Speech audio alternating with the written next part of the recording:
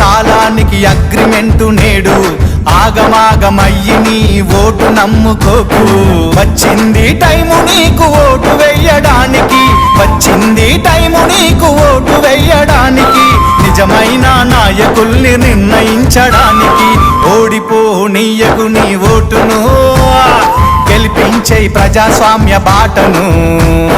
గట్టిగా పోనీయకు నీ ఓటును, పోదాం పద పోలింగు బూతుకు. చలో